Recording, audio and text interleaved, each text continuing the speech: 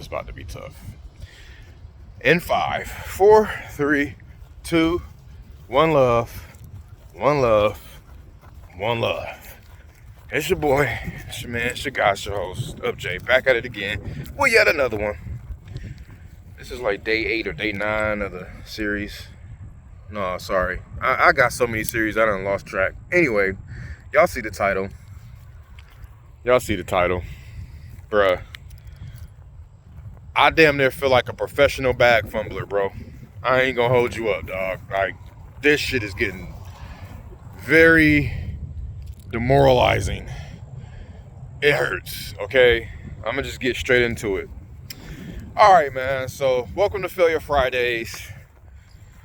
Oh, I feel bad, man. I failed. I failed bad, and I'm here to talk about it. It just is what it is. I'm human, and I want to talk about some of the failures I've gone through so that you don't go through them your damn self. Hope did that, so hopefully you won't have to go through that. So check me out, man. So I had this property, right?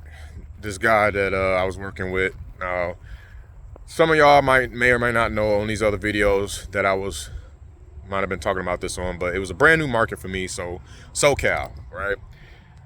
Southern California, in particular, Long Beach. So I launched a campaign out there, probably in November. Yep, in about November. And I think this still holds true because from day 1 to about maybe day 30 to 50, somewhere in between there is a sweet spot. If you if you message a certain amount of folks, you need about 5,000 to 10,000 records to text.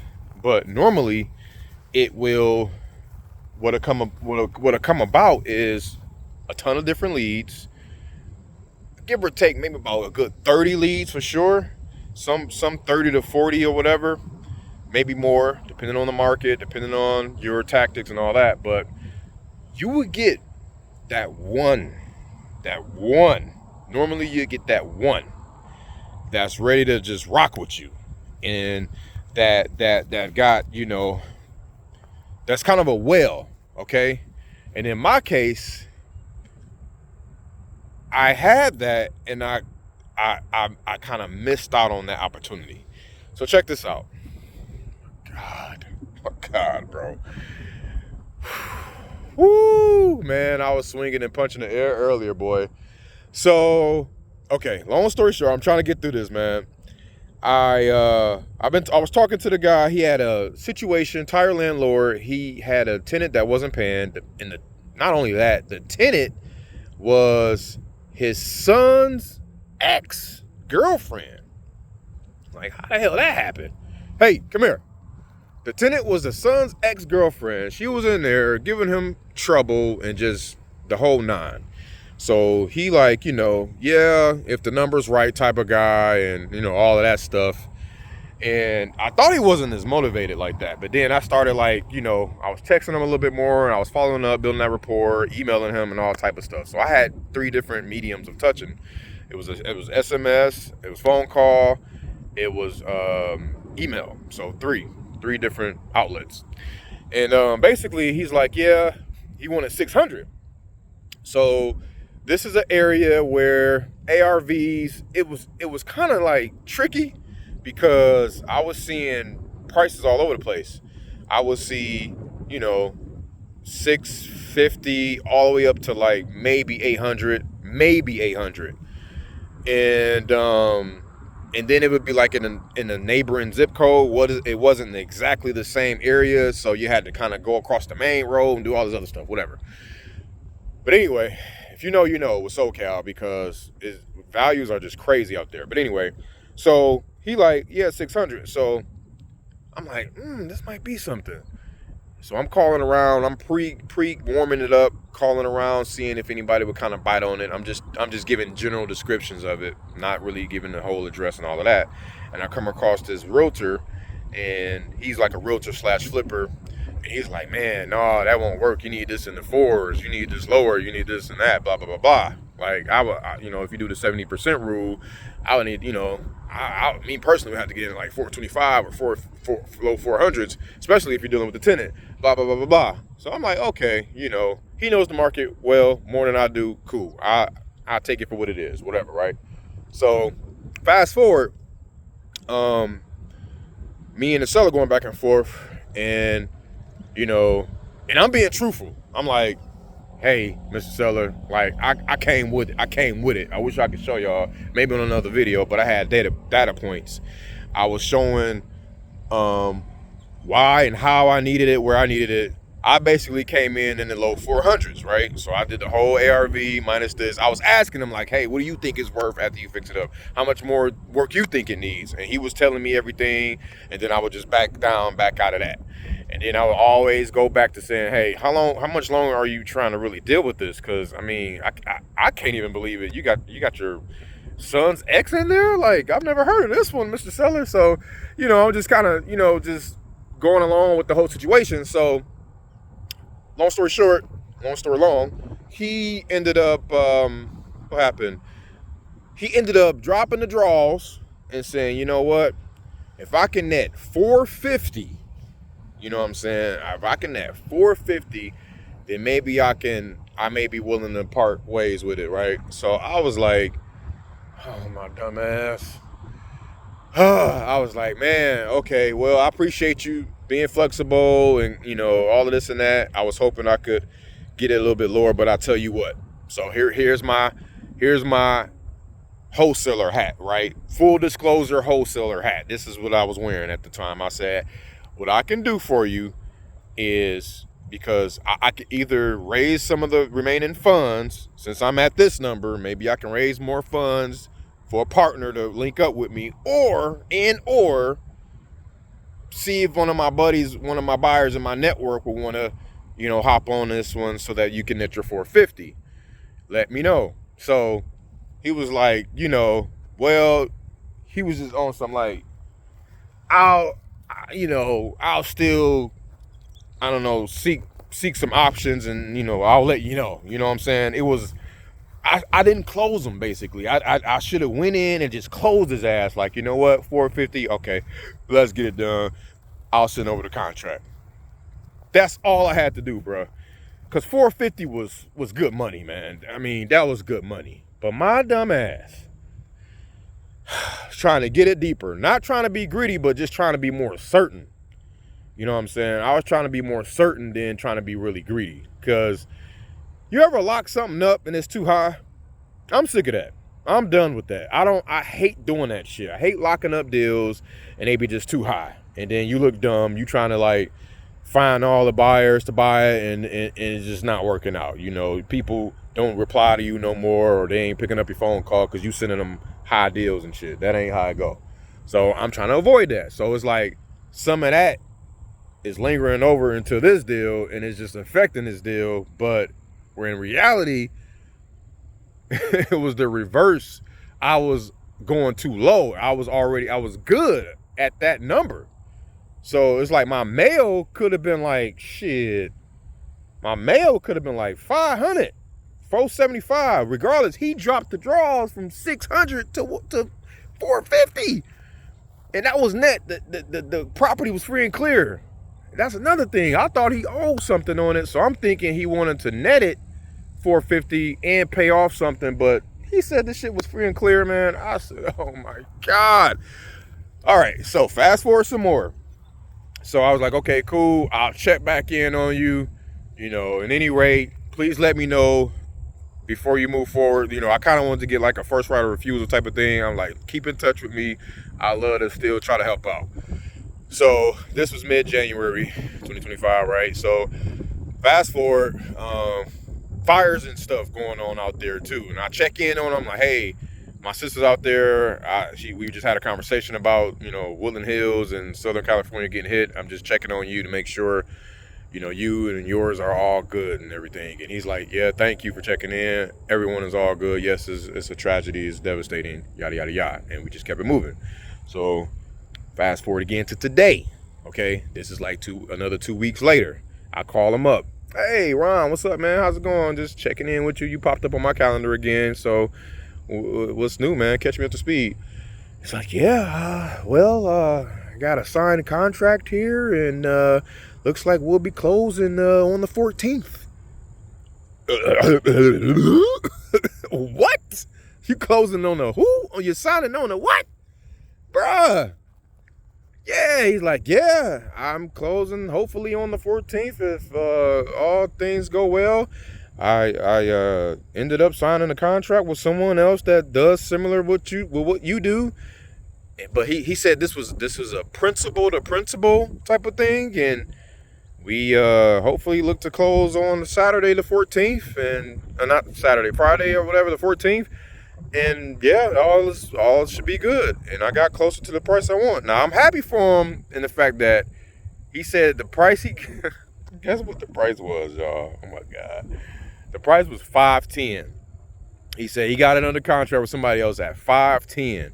So that right there already off the muscle, that's a 60 band spread right there, okay? That's 60 bandos, okay? If that person is a real buyer, right?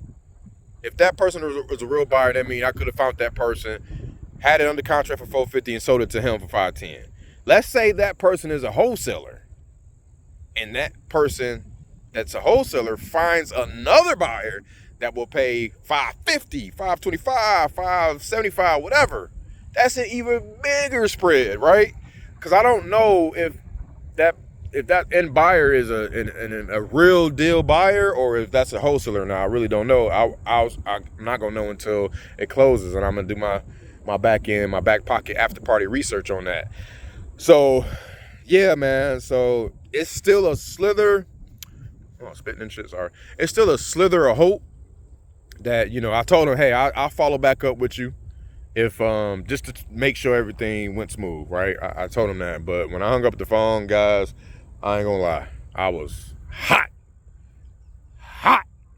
I mean, hot. Cause I'm like, what a freaking bonehead am I right now, bro? Like, are you kidding me? And this is after fumbling the bag 2 weeks ago with a job that was paying some $150. You know what I'm saying? So that's $150 right there, and this is like minimum $60 right here. So that's like $210. You know what I'm saying? That just poof. But at the same time, I'm smiling and I'm happy about it because it's telling me God is saying, okay, you're one step closer. He's also saying, hey, knucklehead, I'm throwing it in front of you. I'm trying to, you know what I'm saying, give you some layups, but you're not taking them. So I'm going to just slap you upside your head with these harsh rejections of reality. And I'm like, so all I could do is just laugh at myself. And the thing is as bad as it seemed, this is not like the first time. Like, the carrots be dangling, bruh. Like, it be so close. Cause, you know, especially I just was reading a post yesterday. It was like, hey guys, what's the biggest assignment fee you've done? And I'm reading all these crazy fees. Mine was $85K, $133K, $220K, and they'll tell you like what market: California, Georgia, Florida, la la la la. And all these crazy fat fees is just left and right. Everybody's just like going crazy. And I read this yesterday. And then this happened today. And I'm like, damn, I could have been in that conversation talking about $125K fee my damn self or something crazy. But, you know, it is what it is, man. So I just had to get on here and share that, bruh. The moral of the story. What's the moral of the story, man? Go with your gut. Be assertive, okay?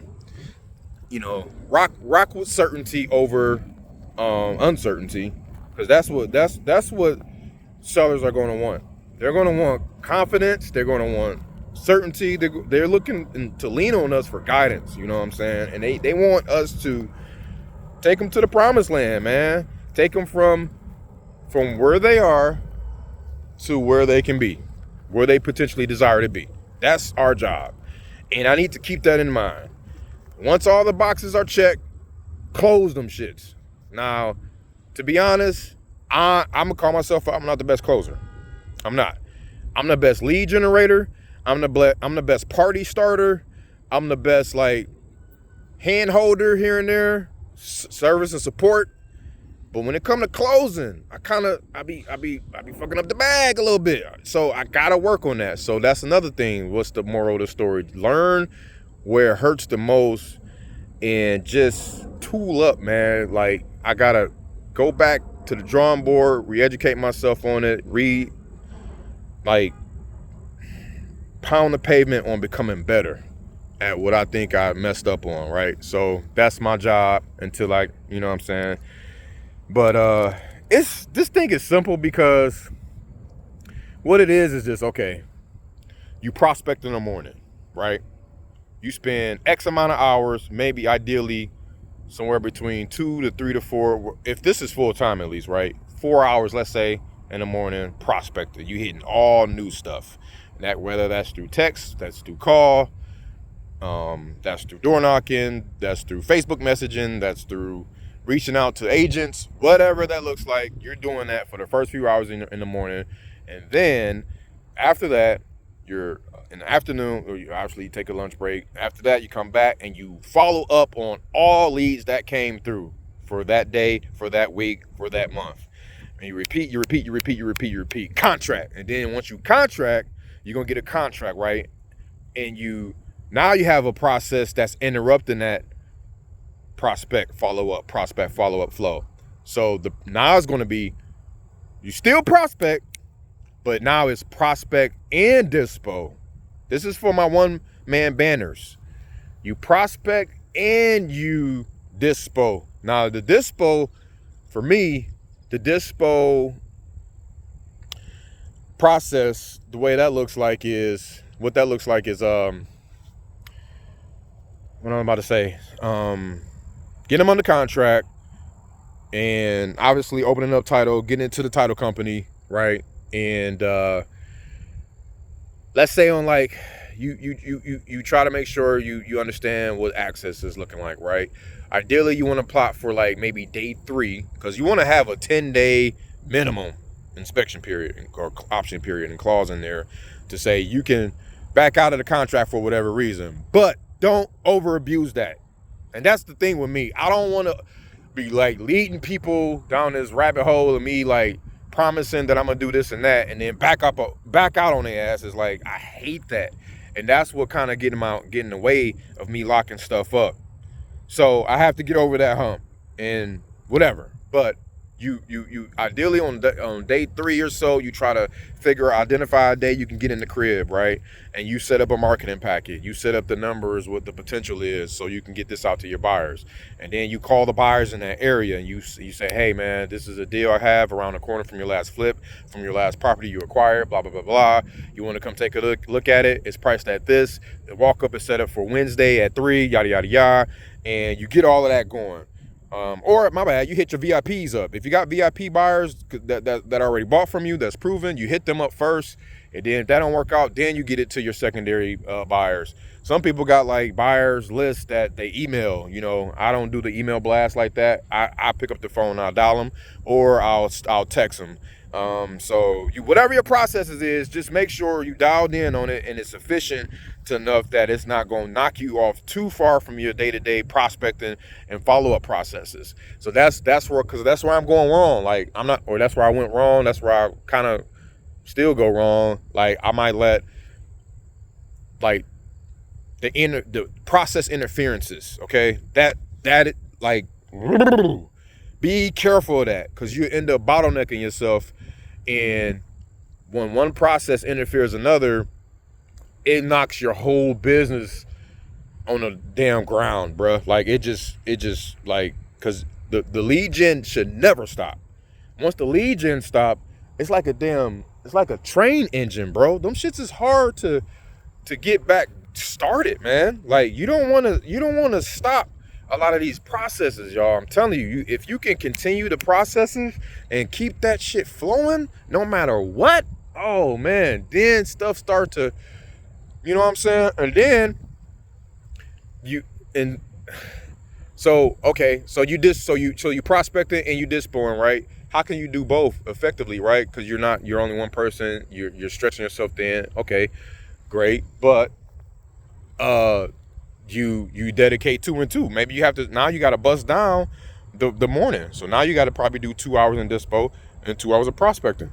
Or if you like me, you can have the prospecting running in the background on drip mode while you dedicating to just the drip mode. SMS, by the way. Ask me how, I'll let y'all know, whatever. But in the dispo, you pick up the phone, you're in the trenches with it. So you keep doing that until you can do deals consistently and predictably, and then you can maybe start hiring out folks to help you out. Lead managers, dispo guys, acquisition guys, and TCs. Like, you could really run a crazy, mean, lean business. You can get like 5 or 6 people in order and just run a mean, lean business and run it up, man. So that's what I'm doing right now. I'm getting like closer and closer to these crazy numbers. Big boy.